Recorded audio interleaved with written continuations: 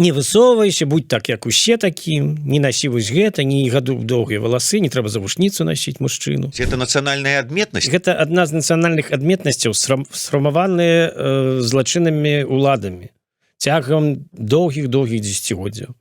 І гэта не ў крыві народа той, што он сваё не любіць, а ў тым, што яго прымусілі так рабіць. У Гайдукевіча, які там кажа, так я ж тоже ўсё время быў у апозіцыі проціў Лукашэнкі. Ну, ясно, конечно. Даже дикпики ему посылал. Так, а он не так понял. За 2 дня нация не делается. Это процесс пошука. Соблазняют тем, что они белорусы. И вот там рождается честность – это не национальная идея. Працягваем шукаць, прамаўляць, намацваць беларускую нацыянальную ідэю. Усім прывітанне, в эфіры чарговы выпуск праграмы «Ідэя X». Праграмы, падчас якой мы працягваем шукаць, прамаўляць, намацваць беларускую нацыянальную ідэю. Як звычайна, у студыі з вами Зміцер Лукашук, а шукаць і прамаўляць гэтую ідэю мы будзем з Лявонам Артуровичам Вольскім. І гэта наша другая спроба ці правильнее сказаць, спроба пераасэнсаваць тую нацыянальную ідэю, якую мы записывалі з Лявонам Артуровичам, калі не памыляюся, ці ў канцы 19-го, ці на самым пачатку 20-го года. Добрый день, Лявон Артурович. Усіх вітаю, вас таксама вітаю, спадар Зміцер. Так, недзе это было ці то ў 19-м, ці то ў 20-м. Даўно гэта было яшчэ да ўсіх такіх векапомных падзеяў, якія цалкам змянілі ход беларускай гісторыі, а пазней ход і сусветнай гісторыі. Гэта быў спакойны, такі марнатраўны, як гавораць вегетарыянскі, як некаторыя гавораць вегетарыянскі такі ці веганскі час, калі ў нас толькі садзілі за палітыку не тысячамі, а толькі дзесяткамі. А гэта не лічылася ні в нічым кепскім, так што досыць даўно я спрабаваў нешта фармуляваць сваё разуменне беларускай ідэі, а тады у вас яшчэ быў такі партнер, спадар Гаруноў, які невядома дзе падзеўся цяпер. Вось, і ён так мякка гэту ідэю на вяртанне караля, помніце, у нас было такое вяртанне, трэба вяртанне караля, каб было каралевства Беларусь, гэта было калісьці папулярнае, дарэчы, ён проста, я не ведаю, як ён з паветра схапіў гэту ідэю, але прыканцы 90-х мы ездзілі сюды ў Подкову Лечну пад Варшавай, і тут была такая, я яшчэ памятаю, Міхал Плякат маляваў, такая акцыя «Каралевства Беларусь» называецца. Вось, там я выступаў. Ну, без прамовы, але з канцэртам, шмат якія літаратары, там Клінаў быў, сам жа Міхала не падыстаў. Ну, карацей, была такая культурніцкая падзея, такая нейкая, як это называется, канферэнцыя, сімпозіум, ну, як яны называюць это, гранд-ацмокі. Вось. І вось каралевство Беларусь, і тут Гаруноў гэтае каралевство, ну і мы так мякка сышлі ў гэта ёрнічество такое, ну каралевство, добра. Ну вось так, да, і у мяне да гэтага часу засталася такая, ну нейкі такі, як это кажа, асадачак ад той нашай размовы, таму што мне падавалася, што мы мусілі з вами больш сур'ёзна гэтую тэму абмеркаваць, а нейкім чынам такім дзіўным перайшлі на нейкія такія жартачкі, хіханькі да хаханькі, і ну я незадаволены быў той размовай і нават хацеў адразу з вами яе перазапісаць, но нешта вот ніяк у нас не атрымлівалася. Але калі вяртацца да той нашай размовы, ўсё ж такі яна ёсць, дарэчы, вось у гэтай першай нашай кнізе, якая была першай прызнана экстрэмісткай, дарэчы, цікавы факт. Першы з усіх кнігаў беларускіх. Да, разам з вот першыя две кнігі, якія былі прызнаныя экстрэмісткімі, гэта вось гэтая першая нацыянальная ідэя і сабакі Еўропы Бахарэвіча. Толькі што вас не пераклаў гэты Вайлер на нямецкую мову. Ну да. А то ён пераклаў две кнігі, адразу две пайшлі атрымалі прэмію Лейпциг фестываля, бачыце. Ну, бачыце, не ўсім жа ж так вот шанцуе. Тым не менш, вось тут у гэтай кнізе ёсць нацыянальная ідэя ад Лявона Вольскага, і як бы мы там не жартоўна паставіліся да самой размовы, як мне падаецца, нацыянальная ідэя, ну, досыць сур'ёзная была сфармуляваная, яна вынесеная ў пачатак, яна гучыць так: нацыдея павінна быць рамантычнай і вяртаць пачуццё годнасці. Ну, пра годнасць мы яшчэ пагаворым, а ці да рамантыкі сёння, Лявон Артурович?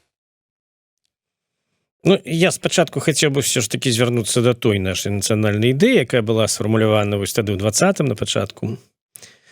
Яно прыгожа, безумоўна, это романтыка, каралеўства, это блізка да княства, а наше княство ледзь не зрабілася калісьці каралеўствам, таму што каранаваць хацелі аднаго князя, там атрымалася, не атрымалася, не зразумела до конца. Вось, і гэта, ну, для людзей, для народа, гэта вельмі ўсё прыгожа, калі ёсць кароль ці вялікі князь, ён выконвае нейкі, можа быць, дэкаратыўныя абавязкі, вось ён там выступіў перад народам з гаўбца свайго палаца, адозву нейкую даў, там павіншаваў народ, пасмуткаваў з народам, гэта вельмі ўсё прывабна, прыгожа і рамантычна сапраўды. Бо гэтыя савецкія навязаныя нам шмат дзесяцігоддзяў, дзе нейкія такія паўтрупы стаялі на нейкім на трыбуне нейкай і штосьці там неўцямнымі галасамі прамаўлялі, гэта зусім не рамантычна, трэба сказаць. А тут было рамантычна, і мы неяк туды скаціліся в эту рамантыку, і нам падавалася, што сапраўды это прывабна, это можа быць, калі нарэшце мы пераможам, і з'явіцца Беларусь, якой можна будзе адэкватна кіраваць адэкватным людзям, то тады вось тая ідэя можна тады будзе дастаць з нашага склепу, абтрэсці нафталін, абтрэсці пыл і абраць караля, ці то там вялікага князя запрасіць аднекуль, а яны ёсць, нашчадкі вялікіх князёў, запрасіць, і тады вось уже карыстацца гэтай прасунутай, прыгожай і рамантычнай нацыянальнай ідэі. То цяпер мне, як вы правільна сказалі, як не дзіўна вы бывае, што інтуітыўна адчуваеце, то мне падаецца, не, рамантыка мусіць заўсёды прысутнічаць у нейкай ступені, але цяпер, ну, яна хіба што як рамантыка на полі бою мусіць быць такая. Таму што цяпер все вельмі канцэнтравана, ўсё вельмі акрэслена і кантрастна. І кантраст такі, што нельга быць там, як нельга быць напалову цяжарным, ці то напалову в адным войску, напалову ў іншым. Можна, безумоўна, але ты тады выконваеш шпіёнскія функцыі. Вось, і тут цяпер все вельмі радыкалізавалася, вось што я вам скажу. І, ну, рамантыка мусіць быць толькі такая баявая рамантыка. У сённяшняй сітуацыі наколькі ўсё ж такі важная для нас, давайте вызначымся, мы сёння гаворым пра агулам пра беларусаў, мы можам казаць пра нейкую нацыянальную ідэю, якая для беларусаў, ці мы зараз у такім стане падзеленым, што мы калі і можам разважаць, то пра нешта для адной часткі альбо тых, хто знаходіцца ў Беларусі, альбо тых, хто знаходіцца за мяжой. Не, мы калі фармулюем нейкія хаця б пачаткі там ці парасткі нацыянальнай ідэі, мы не мусім дзеліць нацыю на дзве катэгорыі. Вось гэта замежная, гэта айчынная. Мы мусім цалкам разглядаць увесь народ і для яго фармуляваць гэтыя пытанні. Я чаму гэта сказаў? Я прыгадываю нашу размову з Альгердам Бахарэвічам. Яна была на пачатку 22-го года, калі яшчэ гэтая тэма, як кажуць, не стала мейнстрымам. І я кажу: Альгерд, вот паглядзі, заўсёды беларуская нацыя была падзеленая, але падзеленая па такіх прыкметах, ну, ці, скажем, за там стаўленне да нейкіх нацыянальных чыннікаў, там, да мовы, там, да сімволікі, да ўсяго астатняга. Але пасля 20-го года мы падзеленыя, але ўжо па іншым прыкмеце, на тых, хто біў, і на тых, каго білі. І кажу, і вот як мы ось гэты падзел можам неяк срасціць нацыю, ізноў аб'яднаць. І Альгерд мне кажа, што, слухай, гэта ўсё, конечно, важна і дзесьці нават страшна, але гэта поўная фігня, мы з гэтым справімся лёгка. Хто з злачынствы зрабіў, той пасядзе. Хто, можа быць, не моцна адзначыўся, ну, праз люстрацыю пазбаўленыя там магчымасці кіраваць і гэтак далей, і ўсё будзе добра. Самы страшны падзел гэта на тых, хто з'ехаў, і на тых, хто застаўся. і гэта пачатак 22 года, калі пра гэта яшчэ ніхто не казаў. Праўда, праз некалькі месяцаў там пачаліся нейкія такія першыя ластаўкі, як кажуць, калі пачалі казаць: ой, дык Лукашук жа ён уже не беларусы, ён уже 2 гады як з'ехаў з Беларусі, ці там яны нас ужо не разумеюць, ці вот яны там засталіся, яны там кормяць рэжым. І вось гэта такое адчуванне, што мы нібыта рухаемся разам у часе, але ўсё больш разыходзімся. Яно там ўсё больш і больш такое адчуванне з'яўлялася. Наколькі гэта сапраўды ёсць і наколькі мы разыходзімся далёка? Ну, можа быть, я занадта пазітыўна гляджу на рэчы, але мне падаецца, што мы так ужо кардынальна не разыходзімся. Безумоўна, людзі, якія там у вакууме жывуць, якія карыстаюцца інтэрнэтам там з VPN-ам і вымушаныя паводзіцца як Штырліц у акупаваным Берліне, яны все роўна, это ж нідзе не знікае, гэта імкненне да зменаў, калі ты ўжо пачаў. Вось. І все роўна мы ў адной лодцы знаходзімся ўсе. І мы все марым вярнуцца туды, каб там далучыцца да тых зменаў, якія там будуць адбывацца. І тыя, хто там засталіся, таксама яны пра гэта мараць. Все ж такі у нас адзін вектор, мне падаецца. Куды, ось як вы бачыце, мы ідзем у які бок, і ў які бок ідуць тыя, хто засталіся там. Ясна, што людзі, якія там, прабачце, якія там засталіся, яны будуць сябе, ну, шмат хто, будуць супакоіць, не так і кепска, все у нас, у прынцыпе, нармальна, і можна купіць джинсы. Там і каўбаса у нас у краме некалькі гатункаў, 20 нават, а не 3, як было ў Савецкім Саюзе, ліверная, там, крывянка яшчэ нейкая. Вось. Ясна, што яны будуць не так все кепска, але гэта самападман, яны это разумеюць выдатна, дзесьці ў глыбіні душы. І мы таксама разумеем, што ну, тое, што мы неяк там робім сваё жыццё за мяжою, гэта для нас не вельмі, прынамсі у такім узросце, як у мяне, гэта не вельмі так натуральна. Хаця калі мы пастаўлены ў такія ўмовы, то даводзіцца гэтым займацца. Як і яны пастаўлены ў такія ўмовы, дзе чалавеку цяжка і раскрыцца, і патэнцыял свой раскрыць, пра гэта наогул не гаворыцца. Што цяжка проста жыць, але трэба жыць. Пад акупацыяй людзі таксама жывуць і жылі. І нічого не зробіш. Але мне здаецца, што ўсё роўна ось гэты вектор разумення Беларусі, якая будзе потым, у нас з тымі, хто там застаўся, і тых, хто з'ехаў, прыкладна адзін і той жа. Што там няма такого, што яны бачаць ва ўладзе вечнага Лукашэнку, якого потым штучны інтэлект проста зробіць сімуляцыю мазгоў ягоных, і на экране ён будзе паказвацца. І калі ён памрэ, тады вот будзе кіраваць вось гэтая ягоная копія. Што пра гэта ніхто асабліва не думае, все хочуць хутчэй пазбавіцца ад гэтага шмат 10гадовага кіравання, уже і неадэкватнага даўно.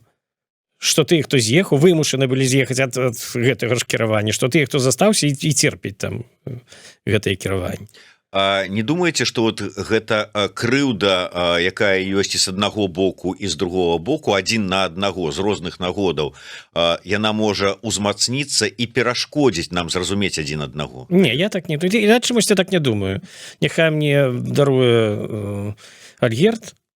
Мне падаецца, ну, ёсць антаганізмы, безумоўна, шмат хто пісаў у інтэрнэце, вось вы не разумееце, вы з'ехалі, вы не разумееце нашу зямлю цяпер, ну дык і што, ну а вы не разумелі нашу зямлю там 30 гадоў до 20-го году. Я разумеў і быў там, і все это зносіў, і чорныя спісы 10гадовыя, і нейкія там прыходы сілавікоў, і тое, што нас у 19-м годзе забрылі на 3 гадзіны за тое, што мы спрабавалі зграць на 25 сакавіка канцэрт просто на вуліцы гораду, і всякія іншыя прыгнёты і розныя формы этого прыгнёту.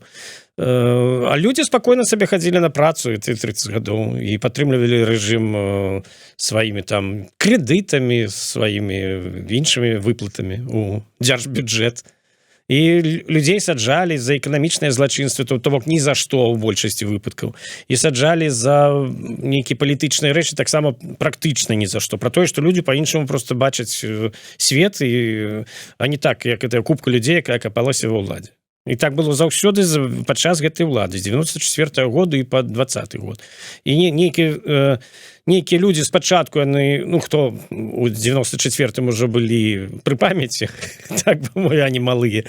І я ж шмат хто яшчэ не нарадзіўся, безумоўна, з тых, хто сёння крыўдуе на тых, хто з'ехалі. Але шмат хто таксама быў супраць, бо цяжка было не быць супраць таго, што прыйшло. Чалавеку, які, ну, найперш творчаму, ці які разумее парадак рэчаў, то это быў дзіч нейкі. Это было так, ну, зусім, калі вы памятаеце, это было не цывілізавана, што просто людзі прыходзілі в офісы, забіралі тэхніку, выганялі просто людзей, казалі, гэты будынак належыць адміністрацыі прэзідэнта, і ўсё, і ты стаіш на вуліцы, ты был бізнесоўца, а ты стаіш, в лепшым выпадку ты стаіш просто на вуліцы без нічога. Альбо калі ты паспеў там кубышку сваю дастаць з сейфа, то з ёй, вот толькі.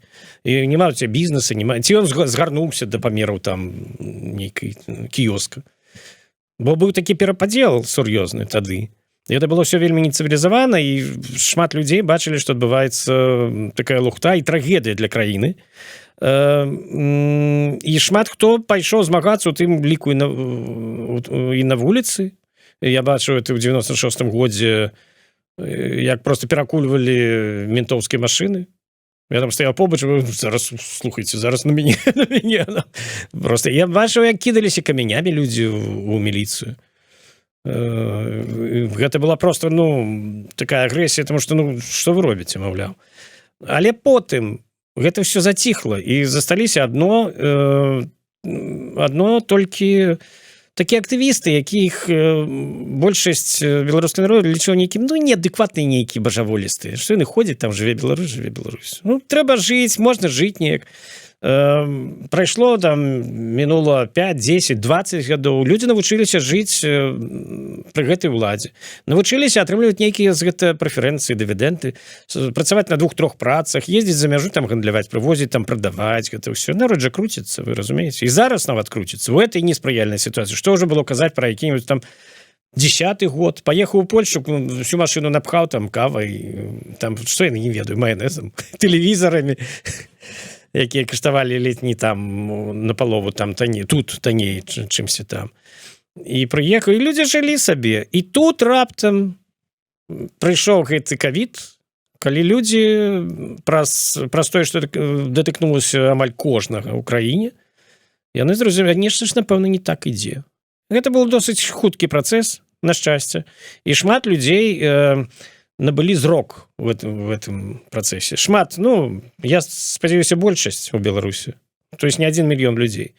Засталіся, безумоўна, гэтая шэрая маса, якая заўсёды за тых, хто пераможа, заўсёды, ну, вось ёсць умовы, і трэба любыя умовы трэба скарыстаць, каб жыць у іхнім разуменні нармальна. І іх шмат і было, і падчас пратэстаў іх шмат было досыць. І цяпер іх шмат. Яны нават не заўважылі, нешта адбылося, там некага пасадзілі, ну ладно. Мы ўсё, ну, было так, цяпер нельга выехаць, ну ладно, значыць, будзем меней гандляваць. Экспорт-імпорт, вось гэты чорны, ён крыху зменшыцца, ці то набудзе іншыя нейкія рысы. Людзі это выдатна разумеюць. Яны любы указ і любы закон, яны ведаюць, як яго абысці, як паехаць у Беларусь праз Пскоў, ці праз, там, я не ведаю, пра што, праз Кёнігсберг. Як скарыстаць гэта, як скарыстаць тое.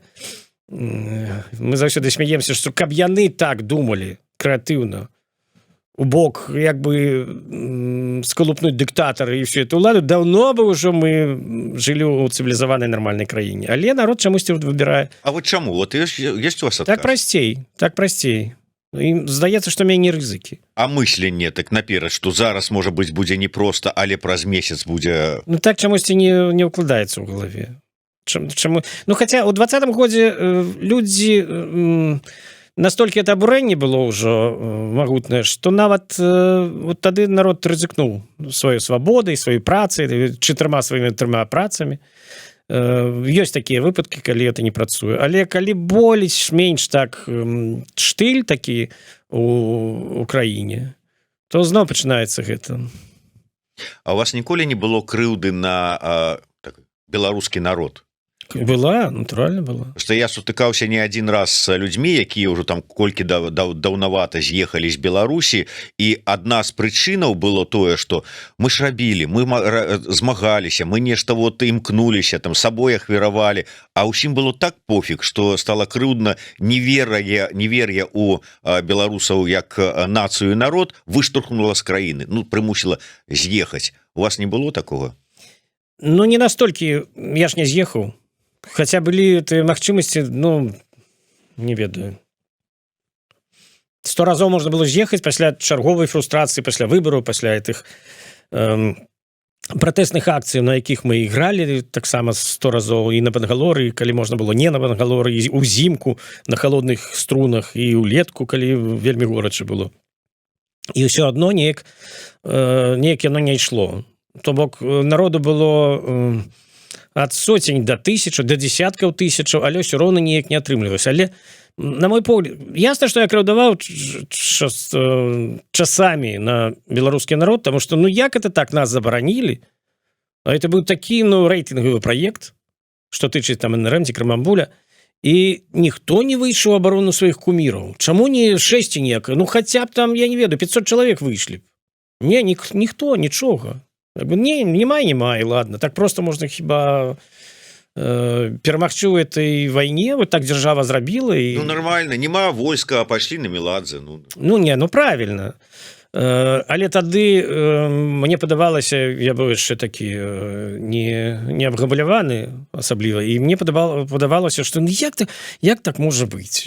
Безумоўна, была такая нейкая лёгкая, неусвядомленая крыўда на народ. Як это вось ён такі, ну, як так можа быць? Але, ну, у народа у розны час розныя прыярытэты бываюць.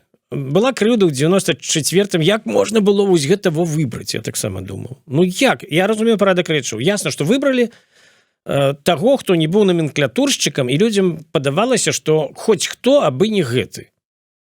Не вот тое, што было дзесяцігоддзямі да гэтага. Вось гэта камуністычная алкагалічная эта номенклатура, якая там, ну, вядзе нікуды просто і крадзе пастаянна. Але, ну, для мяне было загадка, як можна выбраць чалавека вось гэтага менавіта. Это было для мяне, ну, цалкам загадка, бо там все напісана было на твары, можна было пачуць у голасе, у тэмбры, там, у інтанацыі, прачытаць у позірку, гэта все можна было спакойна. Як там казалі, плоть от этого народа. Ну, я б не сказаў, што увасабляе так ужо моцны народ этой асоба, насамрэч. Я не разумею. Ну, ёсць талент, безумоўна, быў талент, такі, мог да сябе этой палітык распалажыць народнай масы. Безумоўна, трэба аддаць належнае. Што пасля шпіцы на стале і там заяваў тыпу «няма хлеба, ешце пірожныя», то пасля гэтага гэта быў такі рубікон, пасля якога народ уже не атаясамляе сябе з гэтым лідарам, але шмат часу спатрэбілася, бачыце. Ну і я потым зразумеў, што мая крыўда на беларускі народ, яны, ну, нічым не абгрунтаваны, і не трэба даваць волю эмоцыям. Народ, ён не заўсёды мае рацыю, маса. Але это не значит, што ён вельмі нейкі кепскі народзец там, і потым яны вось адумаліся ў 20-м годзе і дружна выйшлі. Ну, з іншага боку, давай вот просто да тых вот культурніцкіх аспектаў, якія, можа быць, нам бліжэй. Калі браць суседнія народы, я ўжо не кажу там, можа быць, пра вялікія там Польшча, там Германія, але нават калі ўзяць там Чэхія, взять калі Літва, калі культурніцкі аспект узяць. Ну вот здавалася, ну ёсць жа ж табе зоркі сусветныя, на якіх можна хадзіць, але усе з такой цеплынёй, з такой, ну, як кажуць, ставяцца да сваіх, і свае добра как бы там пачуваюцца, свае зоркі, ёсць там музыкі, тыя ж самыя літаратары, усе астатнія, а наш ўсё нешта глядзіць некуды праз плячо, ўсё расійскія, ну не расійскія, ладно, украінскія, а свае, ну, можа быць, там, калі там мне яшчэ даплаціце, то я, можа, схожу. Ну, тут мы заходзім у іншую сферу крыху. тут крадуваць на народ якраз у гэтым сэнсе няма сэнсу. Тут мы не в іншую сферу заходзім, тут мне просто цікавіць, это нацыянальная адметнасць такая. Нацыянальная адметнасць гэта адна з нацыянальных адметнасцяў, сфармаваныя злачыннымі уладамі цягам доўгіх дзесяцігоддзяў. І гэта не ў крыві народа той, што он сваё не любіць, а ў тым, што яго прымусілі так рабіць. Яго прымусілі насцярожана ставіцца да сваёй мовы, напрыклад. Не любіць ні ў якім выпадку. Народ не любіць мову гэтую. Але калі хтосьці не любіць, гэта он сабе сам прыдумаў нешта. Народ ставіцца паважліва, з павагаю да беларускай мовы. Ён прыдумаў сабе нейкія такія думкі, што ніхто уже не разумее, не размаўляе нармальна, што вось былі там Ніл Гілевіч, калі быў жывы, вось ён размаўляў. А цяпер уже ніхто не ўмее, цяпер уже это такая напалову вясковая. Гэта ўсё складалася дзесяцігоддзямі з таго, што вось у нас ёсць вялікі брат. Ці это сястра, я не ведаю, хто это. Расія, і там усё лепшае. А яшчэ лепшае, ну, это уже было за савецкім часам, яшчэ лепшае недзе там, за акіянам, у Амерыцы, там уже зусім класна. Там джинсы, Биг Мак, і все это віскі, і все это заокеанскія цікавосткі выдатныя. Але вось сярод этого, калі браць у нас што, то вось у Расіі ўсё Москва, Санкт-Петербург, Ленинград тады. Вось гэта і там і музыка лепшая, там і ўсё лепшае. У нас заўсёды ўсё другараднае, у нас заўсёды ёсць праграма «Узгляд» на гэтым першай праграме, як савецкая, не помню, як называлась, савецкая тэлевізія. У нас ёсць праграма «Крок» на БТ. Яна тое самае, толькі крышачку горш. А горш таму, што няма такого бюджэту. Няма такой студыі, няма такіх камераў. Усё такое, ну, крышачку больш такое запыленае. Правінцыйнае. Народ да гэтага прызвычаіўся, што у нас же ж, вот я гляджу, там было за савецкім часам один беларускі канал, два такія агульнасавецкія, расійскія, можна сказаць. Ну, і вось там же ж, ну, клуб кинопутешествий, там некие в мире животных. У нас такого близко нема. У нас только колыханка есть конкурентно-здольная. И потом уже позднее, там, наприканці 80-х, это крок. А так, ну, что? Ну, навогул немагчыма глядзець бы это было. Там, там весткі з палёў, там, ну, еще. Там таксама было з палёў. Але нешта можна было яшчэ нейкі дэтэктыў тебе поставіць. А там, ну, чатуру мікрафона, да і все на гэтым. Таму народ да гэтага доўга ішоў, прызвычаіваўся, што у школе ўжо адразу. Мы ж вучылі гісторыю, я з таго яшчэ пакліканне, калі вялікі расійскі і наш айчынны палкаводзец Сувораў. Ну, хто ведаў пра Касцюшку наогул? Ну, было паўстанне нейкае польскае было, ну, хто ведаў, што Сувораў душыў Касцюшку, прычым у нас там пад Кобрыным, дзе этому Суворову чамусьці яшчэ і паставілі помнік, там бюст. За што? За то, што ён душыў там і ўсіх і задушыў, рэшце-рэшт. Ніхто не ведаў, Каліноўскі быў героем, безумоўна, таму што я змагаўся з царызмам, але ніякіх абставінаў гэтага задушэння паўстання, ні Мурав'ёва, пра гэта нічого не вядома. Заўсёды Пушкін, гэта запытайся ў любога беларуса, і цяпер нават, вялікі паэт, вялікі расійскі паэт, хто? Пушкін, адразу будзе Пушкін. Гэта першае, што ідзе вось адразу. Пушкін, Чэхаў, Дастаеўскі, Толстой, а Купала Колас, ну, это лапці там, лыжкі-заціркі, ну, это так. Новая зямля, ну, сялянскі побыт, ладно. Гэта культывавалася. Караткевіч у школе не вучыў. Што значыць культывавалася? А калі паглядзець класікаў, пачытаць класікаў, асабліва тых, якія там выкладаюць у школе, якое ўражанне пра беларусаў? Што гэта? Пан Сахі і касы, у нейкіх лапцях, праз нейкія балоты, які праз стагоддзі, прэ некуды сваю крыўду, якая нахер нікому не патрэбная, ён все адно некуды прэ. Ну, гэта частка беларускай літаратуры, калі ўсё пачыналася, ёсць Богданович апроч гэтага, ёсць яшчэ вельмі шмат прыкладаў. Ніхто не вучыць Баршэўскага і Кондратовіча, ніхто не ведае, хто такі, і ніхто не ведаў і тады, і цяпер мала ведаюць расстраляных паэтаў, які вельмі шмат зрабілі. Якія вельмі і па рыфмах, напрыклад, па вершаскладанні, яны ішлі проста ў нагу сусветнай паэзіі на той час. Адно што яны былі такія пад уражаннем камуністычнай ідэі, безумоўна, але і ў Нямецчыне шмат хто быў пад уражаннем гэтай ідэі. Бертольд Брехт, напрыклад. Ён быў камуністам, і таксама яго падобныя ёсць рэчы. Тым не меней. Гэта нам як бы выкаранена. Альбо тое, што не падобнае да Караткевіч. Таксама, ну так, Быкаў, ну толькі трэця ракета.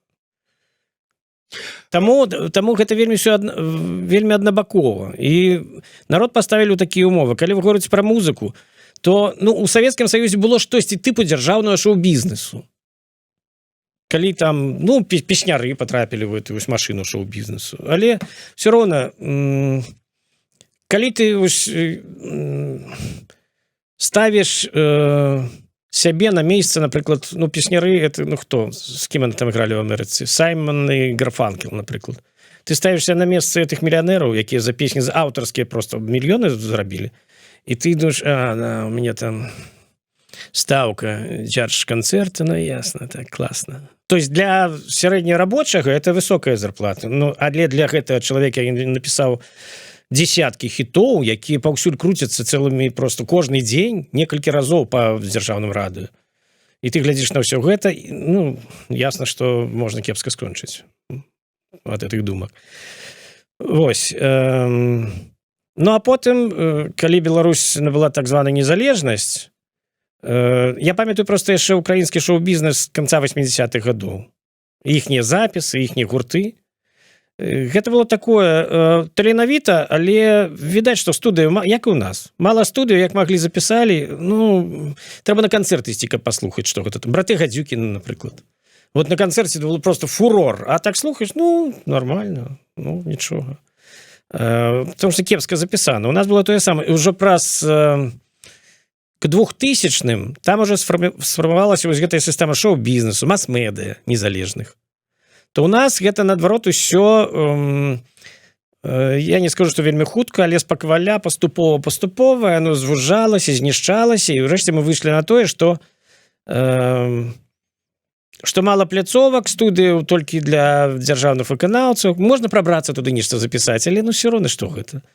І таму у нас незалежныя выканаўцы, яны існавалі у адрыве ад гэтай сістэмы.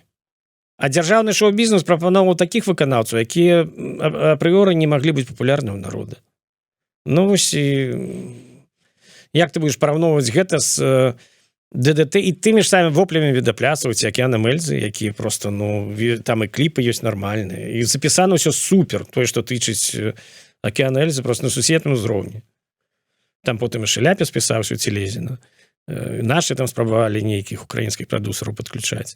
Але ў нас гэта не атрымалася. Не таму, што у нас няма таленавітых прадусераў, ці музыкаў, ці то там гукарэжысэраў, тэхнікаў. У нас гэта навалам было.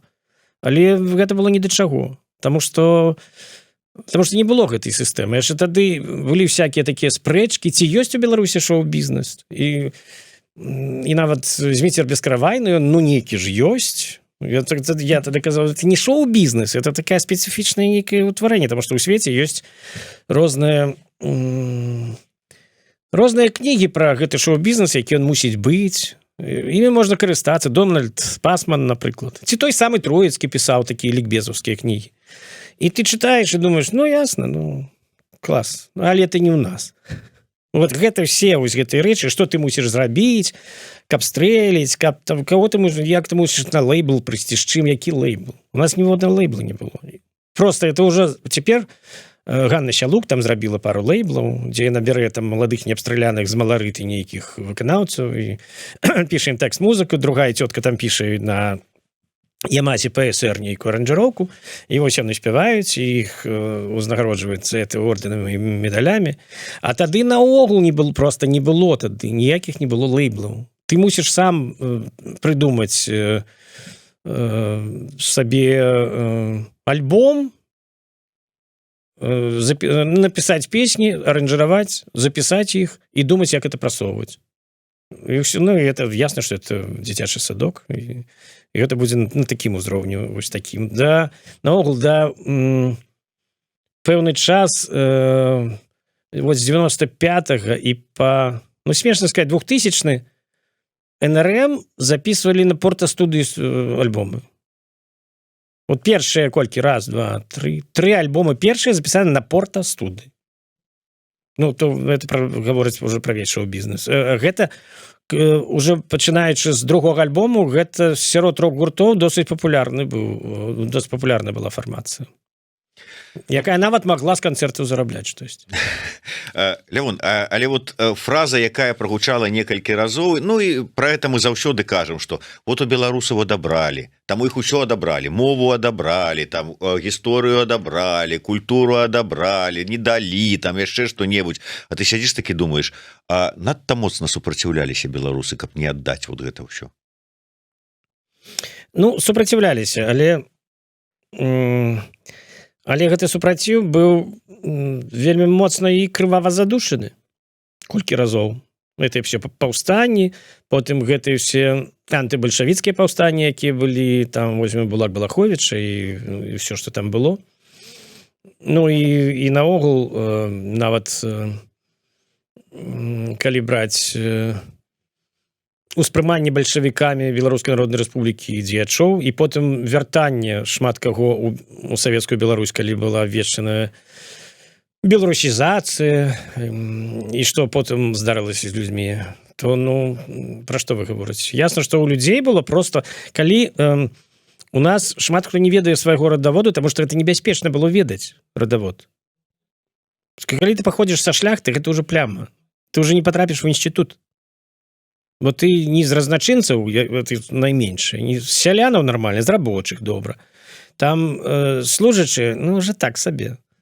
Ну, это некалі тады, а вот у 90-е, у 2000-е хто каму замінаў пайсці і даведацца радавод. Якая гэта была? Наадварот, калі ты знойдзеш сабе у продках некага там, я не ведаю, там, пана падпанка там ці якога-небудзь князя. Ну, так гэта ж звычка ўжо. Тады это была звычка, это доўгае рэха тых гадоў. Все роўна, як бы бабулі там, все роўна заўсёды гучала. Не высоўвайся, будь так, як усе такім, не насі вось гэта, не гаду доўгія валасы, не трэба завушніцу насіць мужчыну, што падумаюць людзі. Гэта вельмі такое доўгатэрміновыя такія рэчы. І народ быў пад уплывам тых часоў, новыя часы не распрыгонілі народ. Там кароткія, там 2,5 гады, это не лічыцца. Тым болей сапраўднай такой дэмакратыі не было. Мы з вами працавалі на дзяржрадыё, у асобнай структуры пры гэтым дзяржрадыё. Вольнай, абсолютно дэмакратычнай. І вы ж памятаеце, што было з галоўным рэдактарам пастаянна? Пастаянна пад прэсінгам, кудысьці выклікалі, пастаянна Жана на каўрэ, пастаянна, да што вы такое робіце, да як, за што за Тарашкевіц, да што такое устраиваеце.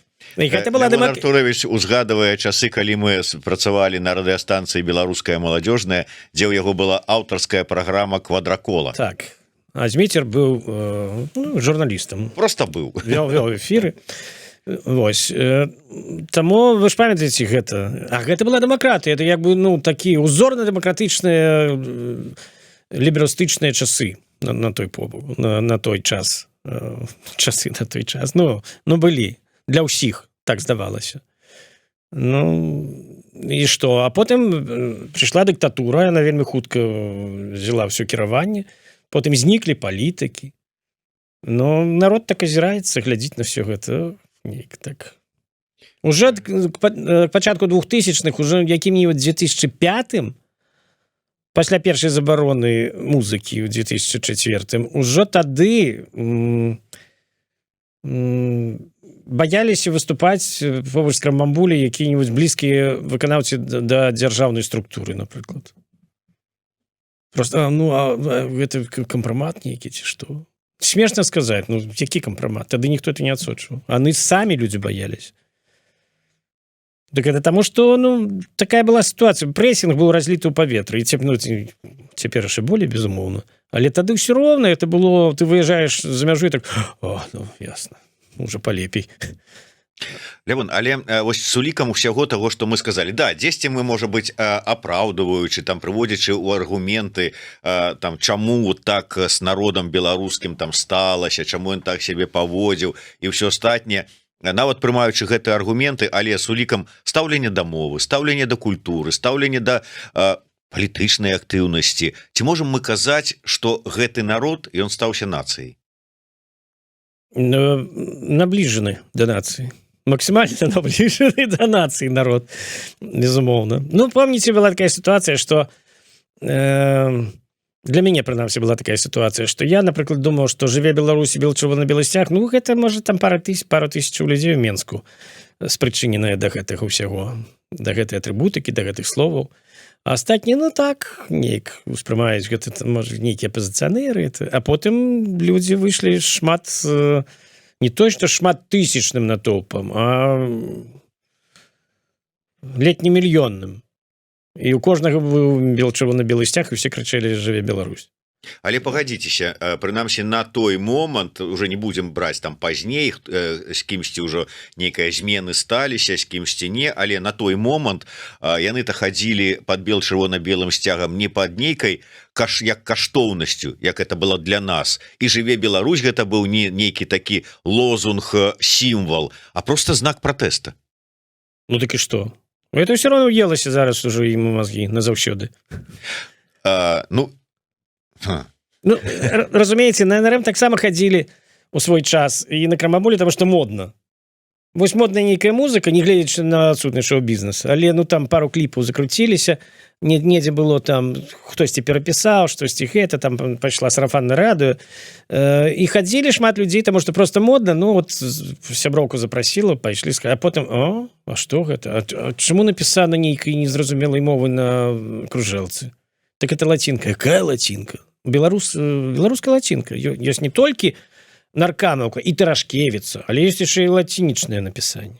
Да вы што, это нейкая лухта. Да не, так ёсць. Ну і чалавек, калі ён яшчэ імкнецца да нейкіх ведаў, калі ён студэнт, ці проста калі вучыцца, і проста калі у яго ёсць у натуры это імкненне, ён пачынае это усмоктваць і пачынае наново вучыць гісторыю, глядзець на ўсё крыху іншымі вачыма. А ведаеце, вот тое, што беларускі народ у такім вот стане і нацыянальнага будаўніцтва, усведамлення і ўвогуле стаўлення да свайго, гэта ваша віна. Так. То есть вы прызнаеце без всякой нават аргументацыі. Якая моя віна? Моя віна я вам раскажу конкретны прыклад. Так сталася, што мы былі з прэзентацыі вот маёй кнігі, і там канцэрт адначасова ладзіў памідораў. Я памятаю эту гісторыю. У Штутгарце, да. Калі там дзяўчына ўстала і сказала у адказ на тое, што ў 20-м годзе ў дваравых сустрэчах вы столькі для сябе адкрылі, вольскага таго ж крычалі: «Вау, 3 чарапахі!» А на момант 20-го года колькі гадоў ужо 3 чарапахі існавалі? 20 як мінімум. Не як мінімум 20. Ну 20 гадоў. А Купалаўскі тэатр стаіць ужо больш за 100 гадоў на адным і тым жа самым месцы. Так і кнігарня пісьменнікаў працуе кожны дзень, дзе можна было купіць. І я кажу, так яно ж вот, все побач, вот дзе вы былі?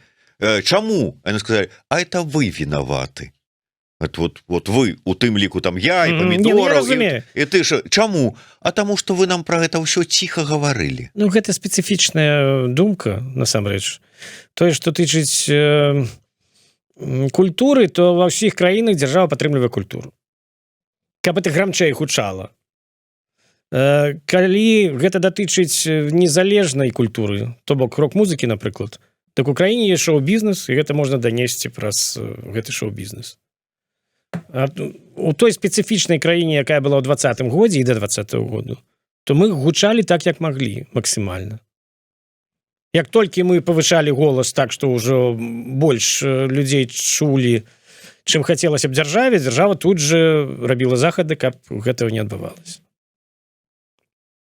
І мы плавна пераходзім да таго, што ну чаму ўсё гэта, чаму так? Чаму там як бы нізкая нацыянальная свядомасць, стаўленне да мовы, не слухаюць сваім, таму што дзяржава на гэта працавала мэтанакіравана. Як толькі будзе іншая дзяржава, іншыя прыярытэты, нармальнае бачанне свету.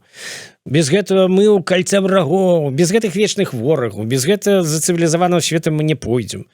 Нармальныя, калі будуць такія дэмакратычныя каштоўнасці, калі будзе нармальнае стаўленне да еўрапейскасці, то будзе зусім іншая краіна і вельмі хутка будзе іншы народ. Вот я цытую с той нашай паўжартаўлівай размовы, але тым не менш. Ведаеце, я лічу, што нацыянальную ідэю трэба фармуляваць, калі ты прыходзіш да ўлады, каб гэта была дзяржаўная палітыка. Мы тут, гаворачы, нічога асабліва не зменім. Зменіць дзяржава, калі яна зменіць адукацыю, калі чыноўнікі будуць гаварыць па-беларуску, калі будзе адна дзяржаўная мова. Вот вы на гэтай пазіцыі застаецеся. Мало того, что я застаюсь, это основа теперь. Опирыще моей позиции, тое, что мы можем с вами национальную идею вельмі прыгожа сфармуляваць. Для кого только это будет сфармулявана, калі нас не чуюць. Калі нас чуюць, там, ну, не ведаю, калі нам потом будуць сказаць, что мы недастаткова гучна гэта прамаўлялі, а мы не можем гучней прамовіць, потому что у нас няма дзяржаўнай падтрымкі, і глупа на яе спадзявацца з такой дзяржавы, як існуе, монстроідальнай, то нам трэба, значыцца, перамагаць, ствараць сваю дзяржаву нармальную, і тады гэтыя ідэі выдатна лягуць у вушы народа праз адукацыю іхніх дзяцей, праз нармальныя праграмы у сродках праграмы, артыкулы у сродках масавай інфармацыі. Это все вельмі просто робіцца. Трэба дзяржаўныя праграмы для адукацыі народу і стымуляваць яго, каб ён адукоўваўся. Народ не такі ж ён тупы, што ён жа чуе нешта, далятае да яго. Калі будуць далятаць нармальныя рэчы, а не тыя, што помніце, як было адразу, як прыйшоў Лукашенко, было там такі кліп, збіраюцца нейкія незразумелыя вёсцы людзі, і такая бабушка: ну што, вып'ем па чарачцы, з'едзім па шкварачцы. Вот, ну, это як бы нацыянальная ідэя была такая. І нацыянальная ідэя у цяперашняй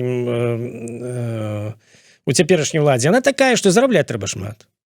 Ну, у тебя не атрымаецца шмат зарабляць, але ну хаця б столькі максімум з таго, колькі прапануецца. Ну, там, я не ведаю, колькі, ну, там 500 по 500. $500 у месяц. Вот трэба зарабляць. І это нацыянальная ідэя, больш няма. На гэта трэба нешта купіць, там, халадзільнік, дабрабыт, паказальнік дабрабыту, стабільнасці. Вось такая нацыянальная ідэя. Ну, гэта ж смешна, гэта ж не можа быць нацыянальная ідэя. Але іншая не выпрацаваная дзяржавай. Вось толькі гэта. Вы кажаце, трэба перамагаць свая дзяржава, і ўжо потым усе гэтыя працэсы, каб ужо на дзяржаўным узроўні запускаліся. Але ці гарантыя таго, што нават калі будзе гэтая перамога, калі не будзе Лукашэнкі, калі будзе дэмакратыя, то мы атрымаем нацыянальную дзяржаву. Таму што калі прыгадаць той же самы 20-й год, я добра памятаю, хай не шмат гэтых было, але, па-першае, ты падыходзіш да аднаго, які стаіць пад чырвона-белым сцягам. Я говорю, что тебя привело? Он говорит: я против Лукашенки, но не приставайте ко мне со своим белорусским языком. Или я против Лукашенки, но я за Путина, за Россию. І пераважна это большасць, нават калі казаць пра пазнейшыя, былі там супраць гвалту, за сумленныя выбары, за дэмакратычныя каштоўнасці. Ніхто не быў за нацыянальныя каштоўнасці. І дзе гарантыя, што вот калі вось гэты народ такі на шляху да нацыі, так, што ён пачне нейкія вот такія нацыянальныя праекты нават у сваёй краіне. Як там казаў мне Бабарыка у 20-м годзе ў інтэрв'ю, трэба перамагчы, а потым гадоў праз 5, ну можа праз 10 мы ўжо там вернемся да пытання адраджэння мовы і ўсяго астатняга. Ну, гэтага не можа быць, тому што мова фармуе таксама народ і клімат у краіне. Гэта здаецца чымсьці такім другасным, але гэта факт. Што я па сабе ведаю, што спяваць, напрыклад, па-беларуску, па-польскую, па-расейскую, па-ангельскую — это абсалютна розныя рэчы. Адна і тая ж мелодыя, адзін і той же тэкст перакладзены, гучыць па-іншаму. Тое самае і з мовай. Мова фармуе краіну. І не трэба пачынаць з фармавання нейкай бязлікай краіны, якая потым уже будзе карыстацца нейкай мовай, якая не ўласціва. Тое, што вы говорыце, што народ можа не падтрымаць будаўніцтва нацыянальнай дзяржавы, тут залежыць ад таго, хто прыйдзе ў кіраўніцтва этой дзяржавы. І мы павінны прасачыць, каб прыйшлі людзі нармальныя, а не такія, што там, ну, сначала эканоміка, а тада посмотрим. Такого не бывае ў свеце, это лухта. Не может быть, экономика не ідзе в адрыве от культуры, в адрыве от астатніх дысцыплінаў. Все это ідзе разом. Як толькі штосьці прасядае, потым гэта вельмі моцна заўважна на канцавым выніку. Ось добрая эканамічна развітая дзяржава з тупым народам, які там не разумее хто, адкуль ён взяўся і дзе ён, і што там, і што адбывалася 100 гадоў таму, я не знаю, зато я там мне халадзільнік ёсць з тэлевізарам. То бок я не палітык і не магу вам сказаць, які мы будзем якім чынам мы будзем рабіць нацыянальны ўрад, але это неабходна, каб так было. І мы з вами мусім парупіцца пра гэта. І тут мы будзем вінаватыя. А то будзе за што хаця б, будзе ў чым. А то прыйдуць зноў крэпкія хозяйственнікі, і вот яны скажуць, што спачатку эканоміка, а ўжо язык это потом, посмотрим, і зноў будзе вось гэта целепанне невядома дзе і змаганне за 500 вечнае. Ну да, горлопаны, там, кшталту Гайдукевича, які там кажуть, так я ж тоже все время был в оппозиции против Лукашенки. Ну, вот, ясно, конечно. Даже дикпики ему посылал. Так, а ён не так понял. Таким чынам, вось гэтыя словы таксама з вашай той размовы, яны застолькі вот мне вельмі другі сказ, так как бы, ну, турбуе, скажем так. Вы сказали, мова сур'ёзная частка нацыянальнай ідэі. Ну, тут згодны, і, в прынцыпе, вот зараз это паўтарылі, але далей. За 25 гадоў сітуацыю можна было б кардынальна змяніць. 25 такі? Ну, тады было 25. А цяпер? А не, з мовай сітуацыю? Ну, максимум 5.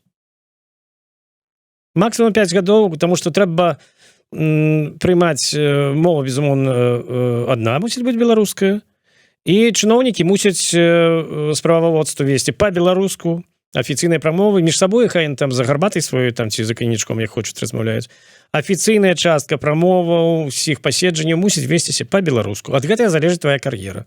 Як толькі гэта будзе, у нас все яны умеюць і могуць. Як толькі пастаўлена такая умова, а яны ўсе тут же гавораць па-беларуску. Народ глядзіць на іх.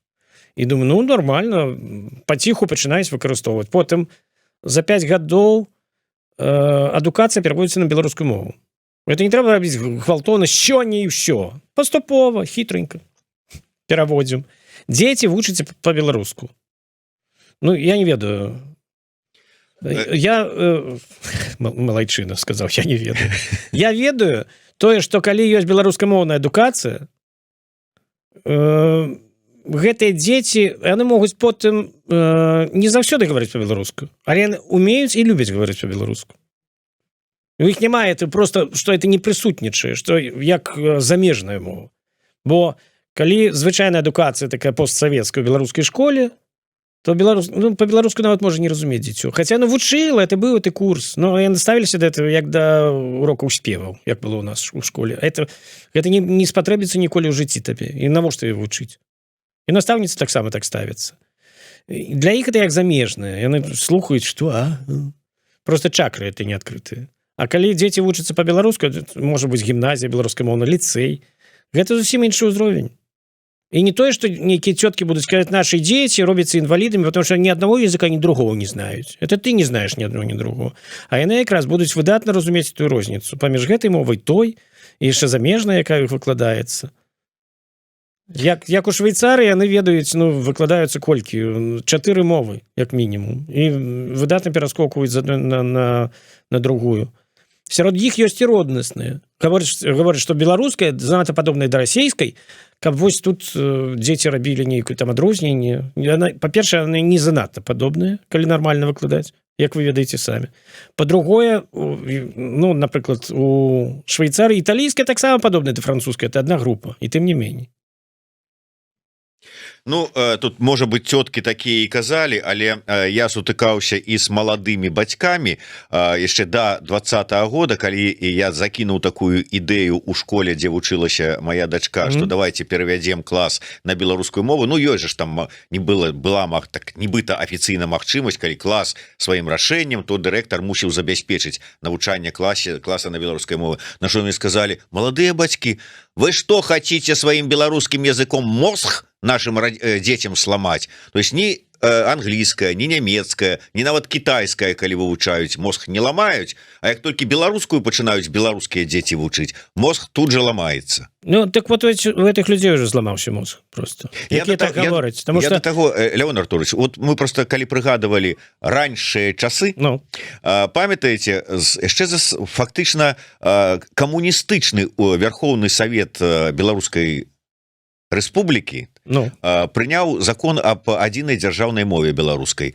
Потым прапаганда пачала это круціць, што гэта БНФы, яны вот там пазняк прымушаюць, хаця гэта ўжо некалькі гадоў дзейнічала, ўсё было паступова, ніхто нікога не прымушаў, але як радасна беларусы адгукнуліся на гэтыя закіды прапаганды, як тут жа падхапілі, пазняк хоча ўсіх нас на чамаданы і ў Расію, і радасна прагаласавалі за двухмоўе. Да хто там галасаваў? Пра што вы говорыце? Хто там галасаваў за што? Тады ўжо все было вырашана з гэтым галасаваннем. Это быў 96-й год ці 5-й. Все было вырашана. Уже тады была сістэма ермошинская. Можа, яшчэ не было, не ведаю. Ну, гэтыя легенды про тое, як сілай прымушалі мову вучыць. Ну, гэта несчастныя людзі, бедныя, якім это ўвялі ў вушы, якія паверылі, якія вось з прамытымі мазгамі, як вашыя бацькі, якія говораць, што у дзяцей там будзе з галавой непарадку, у іх ужо з галавой непарадку, таму што яны вераць вось гэтым вось штампам. Чым болей мову ведае дзіцё, там лепей насамрэч. Лепей яго з маленства, пакуль яно можа гэтым авалодваць без асаблівых намаганняў са свайго боку, то лепей як мага болей было моваў і тым болей родная твоя беларуская. Гэта савецкія старыя стэрэатыпы, што вось это вясковая. Спачатку ж якія былі? Спачатку было тое, што это калгасная вясковая. Она ў горадзе не патрэбная. У гэтых бацькоў, хутчэй за ўсё, бацькі ці то першае пакаленне, ці то другое, якое з вёскі прыехала. Таму для іх это все застаецца яшчэ вось гэтым напрацаваным, што вясковая, на ёй немагчыма выразіць думку. Я казаў Лукашенко, што бедны язык, беларускі язык. Там няма, там як бы дастаткова эпітэтаў і параўнанняў. Хаця уже беларуская паэзія, нават савецкая, на той час уже колькі пакаленняў уже гэтых паэтаў было. І Міхась Стральцоў, і Панчанкі, і все, хто хочаш, там Куляшоў, якіх у школе уже вучылі.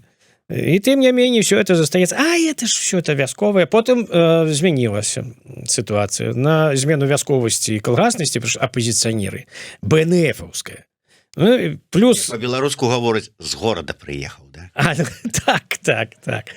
Ну і вот у этих людзей, якія запалоханы тым, што вясковая, яны памятаюць эту вёску, яны там малыя былі, да бабулі вазілі іх, ну сапраўды там не вельмі у калгасе.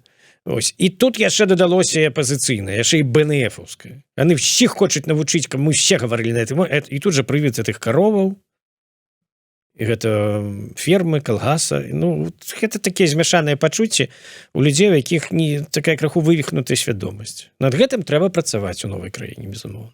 Над папулярызацыяй мовы. Гэта вельмі ўсё проста рабіць. Тут мы якраз падлучаем вось гэта вялікае княства і караля. Яшчэ падлучаем. Спачатку мы паказваем толькі ў кліпах этого караля, які гавораць па-беларуску, это великого князя. Як все это па-беларуску ўсё шляхетнае. Здымаем фільмы. Як па-беларуску ў старажытнасці ўсе гавораць. Крышачку з нейкім такім па-стара-беларуску. Не, ну чакайце, што ж нам толькі князья, там каралі, гэта ўсё такое. А што-небудзь у стылі там храбра сэрца? Ну, ясна, безумоўна, і гэта мусім рабіць. Гераічныя. Цэлыя серыялы, это куды яны глядзяць зараз, я не разумею. Трэба туды валіць проста грошы ўсе. Але ёсць з каго рабіць вот гэтыя серыялы? Як паглядзіш на вот этую гераічны пантэон герояў беларускіх, ну так спытаешся ў беларуса, хто? Ну, Каліноўскі, понятно. Ну, Касцюшка, можа быць. Ну, можа быць, там яшчэ каго-нибудь узгадаюць, і ўсё, і думаю, што з каго рабіць. Слухайте, няма часу гэтым зараз займацца. Ёсць ва ўладзе Арлова фундаментальныя такія, два, здаецца, уже там імёны свабоды называецца. Ось там іх просто сотні гэтых людзей, якія змагаліся за незалежнасць у розныя часы, паклалі свае жыцці за гэта ўсё. І з кожнага можна рабіць серыял, міні-серыял, фільм, байопік, все, што хочаш. Добра, Лявон Артурович, давайте трошку наближаючыся да завяршэння. Я бачу, што вы я уже зусім, я уже падаю. Ад гэтай беларускай мовы ўсёй. Але вот, дарэчы, а вот, ну, ўсё ж таки мы за мяжой. і колькі мы тут будем невядома, хотелось бы, конечно, хутчэй вярнуцца, але можа затрымаемся, і здавалася б, ну трэба тут как бы сацыялізавацца, трэба, як это беларусы любяць у свой час, как бы там раз і ператварыцца ў новых там палякаў, амерыканцаў, немцаў, аўстралійцаў. Можа трэба вот как-то вот, навошта нам тут эта беларуская мова, навошта нам вот это вот местячковасць это ўся, цягнуць за сабой у гэты вялікі сусвет. Ну, а кім ты будзеш тады, я не разумею, палякам? Чалавекам сусвету. Это придумаў Леон Фейхтвангер у свой час. Касмапалітызм, чалавек сусвету. Ну, я не ведаю, гэта не для мяне, можа, для пэўнай катэгорыі людзей гэта нармальна, але калі выбіваюць з-пад ног гэтае нацыянальнае апірышча, гэтую мову, гэтую самасвядомасць, мне здаецца, што выбіваецца вельмі шмат чаго іншага. І тут толькі і застаецца, што трымацца за блізкіх родных людзей і за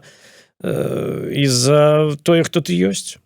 А не тое, што ты смешна. Смешна рабіцца палякам у Польшчы, калі ты не усведамляеш сябе до конца палякам, нават ты, у каго ёсць карта паляка. А карту паляка, як вы ведаеце, палова Беларусі зрабіла на всякі выпадак. Калі будзе план Б, то можна скарыстаць. Вось ён надышоў у 20-м годзе і можна скарыстаць. Вось яны паехалі, і хтосьці, безумоўна, ну, так пытанне не ставіць, я ж паляк усё ж такі. Пытанне ставіцца, я ўжо не ведаю, можа, я і правда паляк. Пакуль што так ідзе. Але это таксама, это не ў большасці, это асобныя людзі так.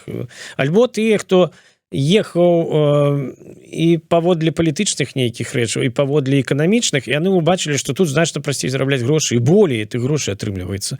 Вось тады пачынаецца такое, што і то я не думаю, што ўжо так людзі лічаць себе палякамі ўжо так. Таму што ім палякі ніколі не будуць, не дадуць лічыць себе палякамі. Яны скажуць, ну ты ж беларус.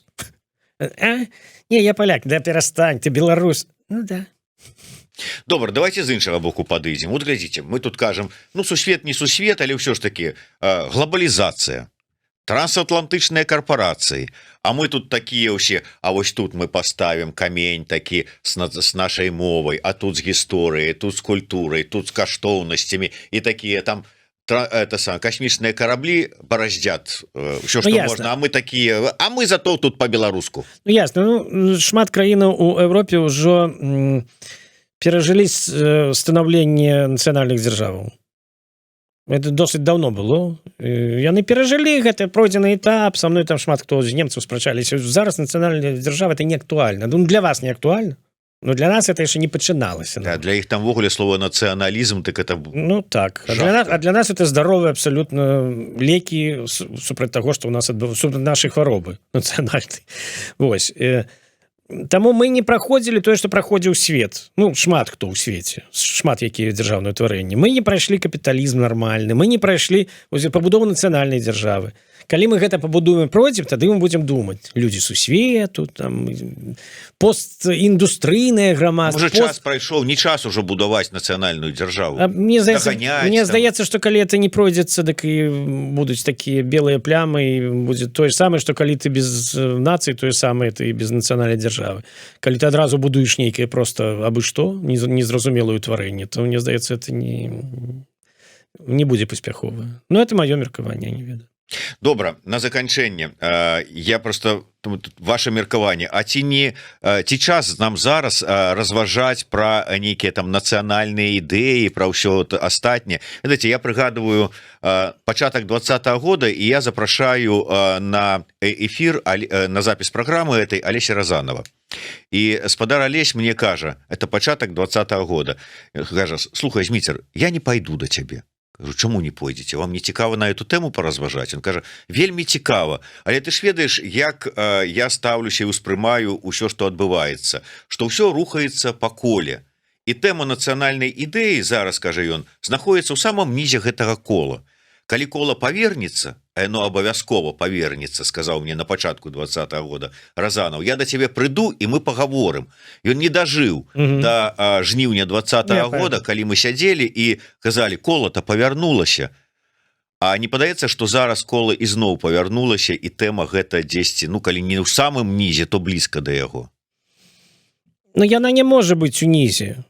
Калі, ну, для мяне это такое я не ўспрымаю гэта так як успрымаў спадар Алесь, што кола круціцца вось цяпер гэта цяпер тое. Мне здаецца, пра гэта нам з вами трэба думаць увесь час пра гэта, пра пабудову нацыянальнай дзяржавы, пра самасвядомасць народа, потому што гэта вельмі актуальна і мы маем тое, што маем дзякуючы таму, што гэтага няма.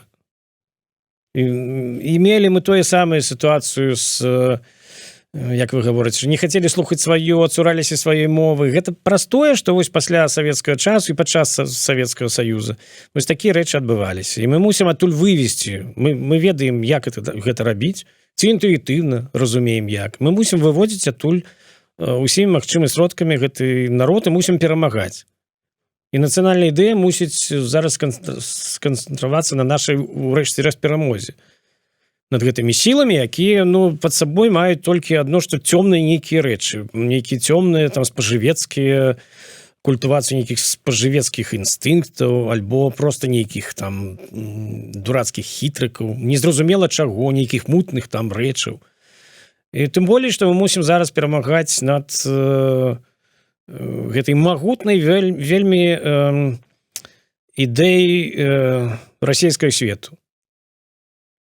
І гэта досыць цяжка будзе рабіць, але гэтым трэба займацца, і гэта трэба зрабіць. І у гэтым цяпер, вось у гэты ваенны час, я лічу, што на гэтым палягае, часова на гэтым палягае наша нацыянальная ідэя. Пакуль што падчас вайны, падчас гэтай, можна сказаць, сусветнай вайны, якая зараз адбываецца, мы мусім сканцэнтравацца на перамозе. Это досыць цяжка, потому что нам супрацьстаіць не толькі эта шэрая ўлада лукашэнкаўская, але і вялікая імперыя са сваёй ідэяй рускага міра, з якой мы таксама мусім змагацца, якой мы мусім перамагчы аж да таго часу, пакуль не разваліцца эта імперыя. Ён, паводле маіх адчуванняў, досыць хутка мусіць прыйсці, таму што яны з гэтай вайной выйшлі нарэшце, каб доўга не казаць, выйшлі на канцавы шлях разбурэння сваёй імперыі. І мы мусім гэта прачакаць, і наша ідэя цяперашняя часовая падчас вайны мусіць палягаць на тым, што мы мусім перамагчы не толькі беларускую дурацкую номенклатуру, але і вось гэтыя імперскія все гэтыя рэчы. І у нас мусіць это все атрымацца. Такім чынам, нацыянальная ідэя ад Лявона Вольска гучыць як? На цяперашні момант часовая нацыянальная ідэя падчас вайны – гэта канцэнтрацыя ўсіх сілаў на перамозе сілаў цемры, не толькі беларускай злачыннай цяперашняй улады, але і расійскага імперыялізму. Чамусьці мне так коротко сфармулявалася перачакаць і перамагчы. Можна і так сказаць. Я уже стаміўся, а вы бачыце, вы яшчэ свеженькі. Пасля колькі... Дзякуй вялікі, Лявон Артурович. Хацеў бы, ведаю, што першая кніга у вас ёсць, таму у якасці прэзента вось гэтая другая кніга на маршы. Я думаю, што дойдзем усё ж такі да нашай новай нацыянальнай беларускай Беларусі. Дзякуй вялікі, перачакаем, але пераможам. Абавязкова. Жыве Беларусь. Жыве вечна.